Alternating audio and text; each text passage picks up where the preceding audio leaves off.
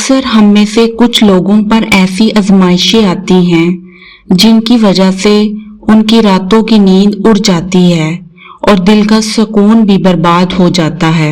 اور یہ ایسا وقت ہوتا ہے جب ہم دعائیں کرتے کرتے تھک جاتے ہیں، ہماری ہمت جواب دے جاتی ہے اور ہم اللہ سے یہ پوچھتے ہیں کہ آخر یہ وقت کب ختم ہوگا، ہماری دعائیں کب سنی جائیں گی، ہماری آزمائشیں کب ختم ہوں گی۔ اگر آپ پر بھی اب یہی وقت ہے، آپ اسی وقت سے گزر رہے ہیں، تو یہ ویڈیو آپ کے لیے ہے۔ یہ آپ کے لیے اللہ کا اشارہ بھی ہو سکتا ہے۔ جب انسان اللہ کی رضا کے لیے صبر کرتا ہے، اس پہ آزمائشیں اور مصیبتیں آتی ہیں، پر وہ اللہ کی خاطر صبر کرتا ہے، تو کس طرح سے پتا چلے گا کہ اب آزمائشیں ختم ہونے والی ہیں، کہ اب صبر کا انعام ملنے والا ہے۔ آج ہم اس 4 نشانیوں کی بات کریں گے۔ آج ہم بات کریں گے کہ کس طرح سے صبر میں شکر کیا جاتا ہے۔ آج ہم بات کریں گے کہ صبر میں انسان اللہ کے قریب کیسے ہوتا ہے۔ یہ ویڈیو ان لوگوں کے لیے ہے جو اللہ کی رضا کے لیے صبر کرتے ہیں۔ بس آپ لوگوں نے ہمت نہیں ہارنی، آپ کا رب آپ کو دینے والا ہے۔ بہت جلد آپ لوگ خوش ہو جائیں گے۔ آپ لوگوں کو آپ کا رب نوازنے والا ہے۔ کبھی کبھی اللہ ہماری دعائیں دیر سے سنتا ہے، ہمارا صبر لمبا ہو جاتا ہے اور ہمیں ایسا لگتا ہے کہ اب ہماری دعائیں سنی نہیں جائیں گی، اب ہماری دعائیں قبول نہیں ہوں گی۔ شیطان ہمارے ذہن میں وسوسے ڈالتا ہے تاکہ ہم اللہ سے نہ مانگیں، تاکہ ہمیں صبر کا اجر نہ ملے، ہم رستے میں ہی صبر کو توڑ دیں۔ لیکن کیا تم جانتے ہو کہ اللہ سنتا ہے، اللہ دیکھتا ہے، اللہ ہمارے صبر کا انعام دیتا ہے، اللہ بہترین وقت پر ہمیں عطا کرتا ہے۔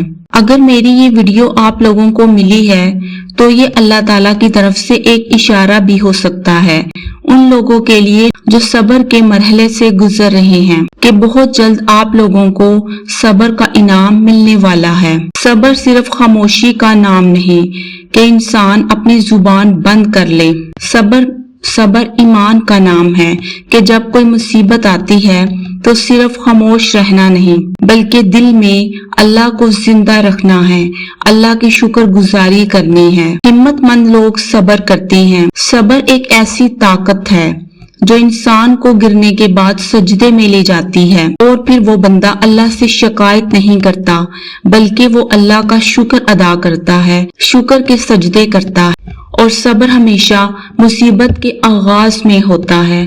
جب انسان کو بہت بڑی مصیبت ملے تو اس وقت وہ اللہ کا شکر ادا کرے۔ قرآن میں اللہ پاک فرماتا ہے اور صبر کرنے والوں کو خوشخبری دے دو۔ اللہ قرآن میں خود اپنے بندے کو تسلی دیتا ہے اور صبر کرنے کا حکم دیتا ہے۔ کیا تم لوگ جانتے ہو ایک نبی بھی گزرے ہیں جنہوں نے بے مثال صبر کیا؟ وہ نبی حضرت ایوب علیہ السلام ہیں۔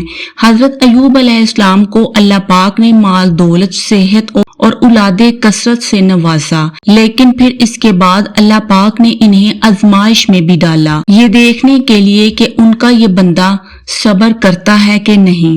حضرت ایوب علیہ السلام کی ساری دولت برباد ہوگی، ان کی ساری اولاد وفات پا گئی، ان کا جسم ایسی بیماری میں مبتلا ہو گیا کہ ان کے جسم پر کیڑے پڑ گئے۔ ان کے جو اپنے تھے، ان کے قریبی لوگ، وہ ان سے دور ہو گئے، صرف ان کی بیوی نے ان کا ساتھ دیا۔ وہ بھی کام کرتی تھی اور 2 وقت کی روٹی لے کے آتی تھی، لیکن اتنی مشکلیں اور مصیبتیں آنے کے باوجود حضرت ایوب علیہ السلام نے اللہ سے شکایت نہیں کی، بلکہ انہوں نے یوں کہا، اے میرے رب، مجھے تکلیف پہنچی ہے اور تو سب سے بڑھ کر رحم کرنے والا ہے۔ اس کے بعد اللہ پاک نے ان کی دعا سنی۔ قرآن پاک میں اللہ تعالیٰ فرماتا ہے تو ہم نے اس کی دعا قبول کی، اور پھر اللہ پاک نے ان کو واپس صحت دی، ان کو دوبارہ اولاد دی، ان کو مال و دولت دیا اور پہلے سے دگنا دیا۔ یہ ہے صبر کا انعام۔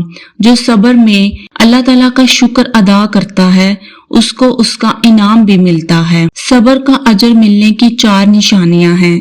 جب انسان صبر کرتا ہے تو کیسے پتا چلے گا کہ اب ہماری آزمائش ختم ہونے والی ہے، اب صبر کا صلہ ملنے والا ہے، اب ہمیں اجر ملے گا؟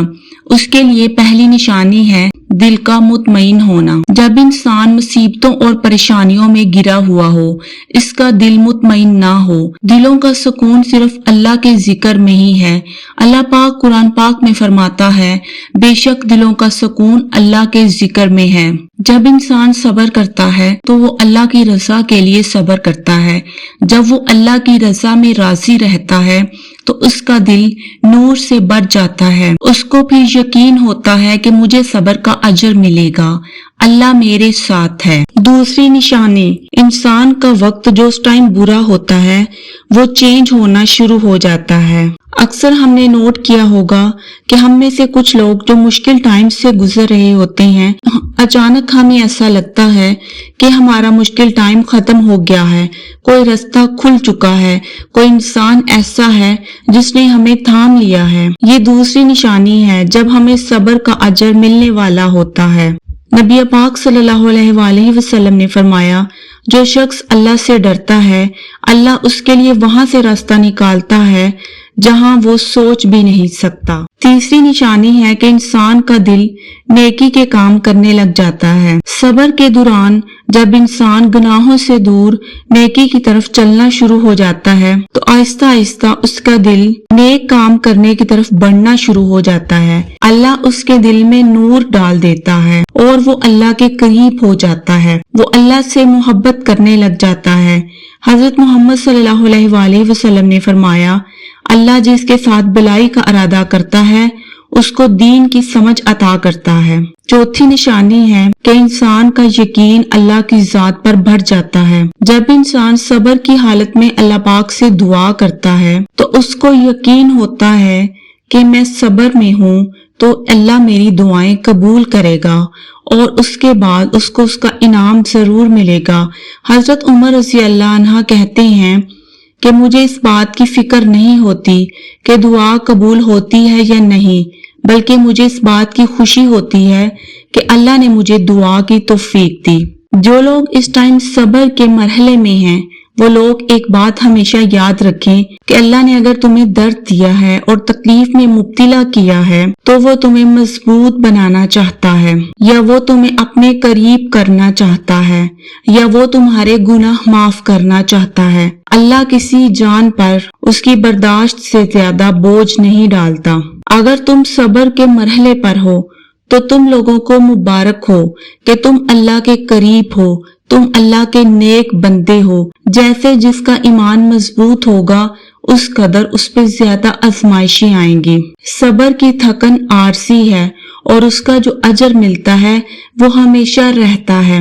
یہ ایسے ہی ہے کہ کوئی انسان امتحان دینے کے لیے دن رات پڑھتا ہے، اپنی نیندوں کو قربان کرتا ہے اور امتحان کے دنوں میں وہ تھک ہار کے چکنا چور ہو جاتا ہے، لیکن جب اس کو اس کا نتیجہ، اس کی کامیابی بہت اچھی اس کی امید سے بڑھ کر ملتی ہے تو اس کو اپنی ساری تھکن بھول جاتی ہے، اس کو اپنی ساری قربان کی ہوئی نیندیں بھول جاتی ہیں، اور اس کی کامیابی جو اس کو ملتی ہے وہ ہمیشہ اس کے ساتھ رہتی ہے۔ اس لیے تم لوگ اس رستے میں ہو اگر تو واپس نہ مڑو اور اللہ سے دور نہ رہو، بلکہ تم خوشی خوشی اس رستے پہ چلتے جاؤ۔ اس رستے پہ آگے منزل ہے اور منزل بہت خوبصورت ہے۔ پیارے بہن بھائیوں، میری اللہ پاک سے دعا ہے کہ آپ لوگوں کی منزل جو کہ بہت خوبصورت ہے وہ آپ لوگوں کو جلدی ملے اور آپ لوگوں کو دنیا آخرت کی ہر خوشی ملے، اور جو لوگ مظلوم ہیں، جن پر ظلم ہو رہا ہے، اللہ پاک ان پر اپنی رحمت کی بارش برسائے، اور جو ظالم ہیں ان کا خاتمہ کرے۔ آمین ثم آمین۔